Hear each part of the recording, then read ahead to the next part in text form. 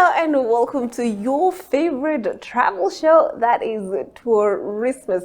Of course, we do have a jam-packed show just for you. We start out off with the news from the industry, swinging over to destinations that you must visit, and of course, we round off the show with an interesting topic within Namibian borders. I'm your host, Glenora Shipura. On the other side of this, we get into our topics, which is literally the latest news from the tourism industry. Stick around.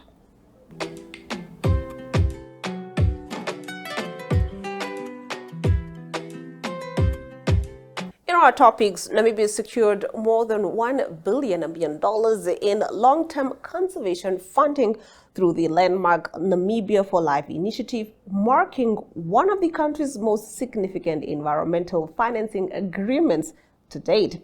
The agreement was signed under the Project Finance for Permanence approach, a model designed to secure sustainable funding, policies and systems needed to protect Namibia's globally recognized conservation landscape over the long term. The signing ceremony was witnessed by Prime Minister Dr. Shitunga Elijah Ngurare, the Environment and Tourism Minister Indileni Daniel, alongside representatives from World Wildlife Fund Namibia, community conservancies, traditional authorities, civil society organizations, donors, and the private sector. The initiative is expected to strengthen community-led conservation efforts, support biodiversity protection, and enhance sustainable natural resource management across the country. The agreement underscores Namibia's global leadership in conservation and its commitment to balancing environmental protection with socio-economic development. Namibia for Life N4L is the first project finance for permanence initiative for the developing world that is designed to secure long-term support to communal conservancies, focusing on ensuring sustainable social, economic, and wildlife benefits of the conservancies for the health of the people and the planet. In our next topic, the Namibia Tourism Board made a strong statement at Africa's Travel Indaba 2026 in Durban, unveiling an enhanced destination showcase and announcing plans for a new luxury tourism expo to elevate Namibia's position in the high-end travel market. Held from the 11th to the 14th of May at the Durban International Convention Center in Durban, Africa's Travel Indaba remains one of the continent's leading tourism trade exhibitions, drawing international buyers, media, and tourism stakeholders from across the globe. During the event, Tourism Minister Indileni Daniel officially announced the launch of the Namibia Luxury Travel Market, a premier tourism expo scheduled to take place from the 8th to the 10th of December. The initiative is expected to create a dedicated platform for luxury tourism experiences in Namibia while attracting investment into the country's growing high-end travel sector. According to a statement by NTB, the new expo forms part of broader efforts to strengthen Namibia's tourism offering and position the country as a premier sustainable luxury destination in Africa. In the last of our topics, we're taking a look at Rhino Rangers. Namibia's globally celebrated conservation efforts have received a significant boost, with Ultimate.earth announcing that it has invested $3 million to date in supporting the country's Rhino Rangers through its philanthropic arm, the Conservation Travel Foundation, CTF. The investment supports the protection of Namibia's free-roaming, desert-adapted black rhino population, the only population of its kind in the world, and reinforces the country's reputation as a global leader in community-based conservation.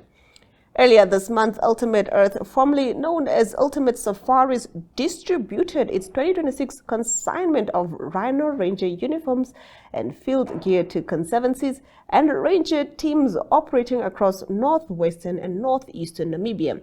The initiative forms part of a long-term conservation partnership aimed at strengthening frontline anti-poaching operations in some of Namibia's most remote regions.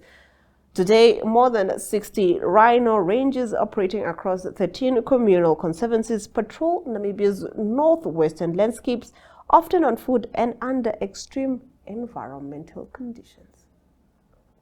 That concludes our topics. Do let us know what you make of these stories on our social media pages. You can just go over to the comment section and we have a chat about the topics. On the other side of this, we take a look at destinations that you should definitely add on your itinerary list.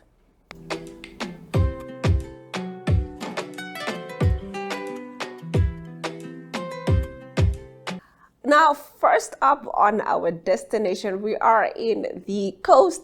Blue Beach Cottage has officially opened in Swakopmund, offering a self-catering holiday property designed for families, tour groups, school groups, sport teams, and visitors looking for a comfortable base near the beach. General Manager Anus Brand and owner Dr. Niels de Wieler tells us more. Let's have a look. There's this new building. It's blue. It's by the ocean. It's a bed and breakfast. It's Blue Beach Cottage. It's the Blue Beach Cottage. Yeah. There we go. So it's yes. very it's well. You can't miss it. It's right at the mall. Yes. Right by the mall. You literally open the Platzameer Mall in Swakopmund. Yes. Right. So you open your front door and you're right there. Yeah. You've got how do they put it? You've got your alcohol, you've got your pills, you've got your entertainment, you've got your eating. So everything's sorted. Wow. We've got the spaces specifically made to entertain large groups, large families, reunions. You know, you've come down for the sport event, conference, and you're a big group and people getting together. Yeah. But still, if you want to be a part, you can only have 8 guests at the ground floor. Yeah. You've got 8 guests at the first floor, and you can lock in between. It's not soundproof yet, so you will hear your neighbors. So take everybody into consideration, of course, if it happens. Yeah. And then we've got a separate flat for the little smaller, if you've got like a tour guide or you got Oma and Opa coming and they want to be a bit more separate, more easy entrance to the property. Yeah. There's 3 garages. There's a washing station. So each unit can go into the washing station, do a bit of laundry if you need to do.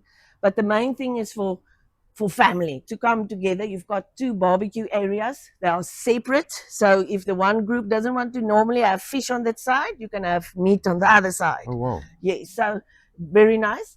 We've got, like I said, we've got the walking path also that you need to take. Goes all the way into Swakop. Into Swakop. Into town. So you can start here from the mall all the way into town and enjoy the scenery on the beach. Yeah. Yes. Sure. Now, what makes it unique? You know, we've got a lot of accommodation establishments. What makes it unique? It's not a backpackers. Okay. It is not. It's a family orientated, so it's still self-catering, but it's more for the bigger, because these days you get self-caterings, 1 bedrooms, 2 bedrooms a lot, and then you get your more expensive ones either at the beach or in center of town. Yeah. But you don't get for large family groups at the side. But I want to take my brother, my mother, and the whole family this December. We're gonna come, or any other month. We want to come as a group together, and we can host 20 people. Yeah. The whole property. So the family can be together while they're not being together, while each one has their level, and each one has their own TV, little fridge in each room, everything. So you can be separate while you're together. Okay. That's the main thing, to get the family and the big groups, school groups. You know, if they're coming for a hockey tournament and events, you can put in the whole first team in there, and all of them are together at the mall. So whose idea was this and why the name? Dr. De Villiers, he's the owner of the property. He bought it literally when it was flooded. Yeah. It was owned by people that were not, previous owners were not living here. So it wasn't well kept after, and it was a normal standard old Swakopmund house. But when Dr. De Villiers went into the house, he saw this dream. Yeah. He had first the idea of per room, but then you go to backpackers, and then that's not what he wants. He wants the family that needs to bring in. So Dr. De Villiers also decided his favorite color, as you can see, is blue. So we decided on the Blue Beach Cottage. Okay. Yes. There's a beautiful mural on the front. I mean, I think people drawn to it, it catches the eye immediately. Yes. Tell us a little bit about that. So the mural itself, it shows in separate sections. It shows that Swakopmund has separate people, dynamics, everything. You've got your lighthouse, you've got your center town, you've got your sea. So the mural also shows then your separate sections and the color. Yeah. Yes. The idea with the Blue Beach Cottage is that it's ideally positioned at the beach, close to the mall, and furthermore, it is targeting the self-catering tourists that come in groups with 4x4 tent, roof tent groups of between 18 and 20. And the idea is for them then to use this Blue Beach Cottage as a base for 4 to 5 days, since they are staying longer now, and then to visit the nearest tourist attractions, be it Sandwich Bay, Walfish Bay whale tour, or also the desert tours and the Crystal exhibition in town. So the idea behind the Blue Beach Cottage is an affordable, very comfortable self-catering unit. It's brand new, so it's also in a good state. Furthermore, we do offer discounts to bigger and larger groups, and we have an arrangement with other people in the tourist industry, such as the restaurants, where we can get discounts for groups for more than 10. Okay. So the idea is, if you stay here and you use the QR code we provide you with, you can get up to a 10% discount with other tour operators. Finally, let's say I came here with my family, and on my departure day, I'm busy driving in our Kombi or Land Cruiser or whatever, or Land Rover, and we like talking about our experience here. What is it that you wish we would say? Yes, I think the idea with the Blue Beach Cottage, it's very large rooms, sunny, a lot of sunlight, very close to the beach and all other amenities. So it's a home from home. It's very pleasantly furnished. Each room has its own television and a small kitchen. So other than that, I think you want to go away from Swakopmund and the Blue Beach Cottage and other self-catering units with the idea that you actually were at home living in very nice circumstances with nice surroundings, but you didn't pay through your nose to live in a high-end hotel. Yeah. So you were actually in a pleasant, homely atmosphere, and you enjoyed your stay without too many side issues. All right, that sounds really, really exciting. I'm definitely adding Blue Beach on my list. Moving on, we are at FARMhouse.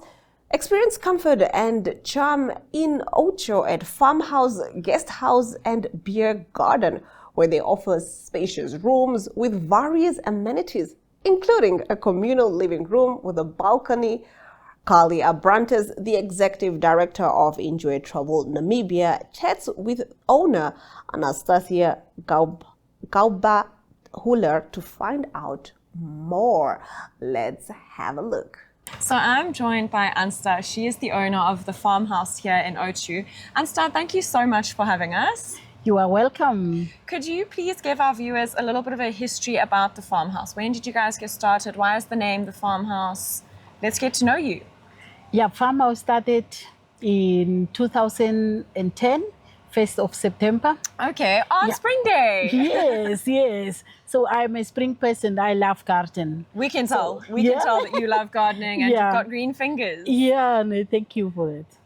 So you guys started in 2010. Did you start as a beer garden and a restaurant, or were you an accommodation establishment from the word go? No, it actually started small as possible, like a coffee shop. Okay. And then from the coffee shop where I purchased from the first owner that was running as a coffee shop, then it goes after with me as carrying ongoing as a beer garden. And then I add up the rooms because I thought people that came for eating used to ask like, is there a place to sleep? Where can we Yes. go for sleeping? Yes. Then I thought like, okay, there are more people asking about it. Let me do something about accommodation. Well done. So you Yes, guys thank really you. started very small and Yeah. then you grew from there. Yes. And tell us today, how many rooms have you got at the farmhouse? Today, now I have 22 rooms. Wow. Actually 24, but then the 2 rooms I don't count since I stay here with my son Okay. in 2 rooms. So that you're once we also cut on the off. property. Yes, I'm That's the good. security guard. Oh, really? Okay. Yes. Don't mess with the farmhouse. Don't mess with that's Unsta. dangerous. Yeah. Very, very good. Because we see that you guys have different types of rooms. So you've got double rooms, you've got family rooms. Yes. So you guys really can accommodate Yeah. quite a large group Yeah. of people. Like last weekend, it was like 40 people. Oh, wow. It was okay. fully booked. All the rooms were occupied. Wonderful. Yes, I'm so happy. Yeah. And tell us your beer garden. I assume obviously it is open for the guests that stay here, but it's also open for walk-in guests. Yes. Tell us, do you guys have anything specific on the menu that Farmhouse is very well known for? Oh, farmhouse is actually known best is with coffee and kuchen. Okay. The coffee and cake, because of we are doing a lot of cake. I'm the main baker. Really? Because I bake. see that there's a wide variety inside there. It is, and it's the best coffee that you can find here in the area or in Okay. Namibia, I should say, because I'm proud to say it's only me who can make good coffee like that. Good. And yeah, and then also the next thing, what Farmhouse stands for is because of the local meals that we are providing here, Okay. preparing here, like kapana and pap. Pap, it's then something mice meal. The meal Yes. is that one is then using here in Namibia, which is then special cost. Yes, yes. So it is really worth trying out. Okay, so we know we have to come for coffee, we have to come for cheesecake, we have to come for kapana. Yes. Do you have any other traditional meals that you serve here? Yeah, we got mopani worms also. Okay. Mopani worms are those in the rainy season. Then the larvae, before it's Yes. becoming a butterfly, there are some worms growing on a mopani tree. And those are then picked after the rainy season. They are picked, collected, and that can be used for like a meal. Like It's a meal. something like, I would say it's a vegetarian meal because there is no meat on it. So it means Okay. a vegetarian will love to eat mopani. And so that is also mostly eaten here by us, by tourists. I can as a imagine. vegetarian, yeah, because of the taste. It tastes like leaves, you know. Okay. It's greenish. I've never and- had a mopani worm. Okay, I know one day exactly you what need they to look try. like, but I've never tasted. Okay, we will see whether we will try that you can taste that also. Perfect. Thank Yeah. you so much. Well, guys, you've learned a little bit about the farmhouse. Like I said, you guys know where to come for coffee, for cake, for mopani worms, for kapana and pap, which is very, very traditional. Please do make a turn at Outjo. Come meet Ansta and her team. All right, that concludes our destinations. But do let us know if you do plan to visit any of the destinations that we have recommended, or if you have actually gone to some of the destinations that we have covered on the show. And do let us know how your experience was. On the other side of this, we get into a trending topic in our To The Point segment.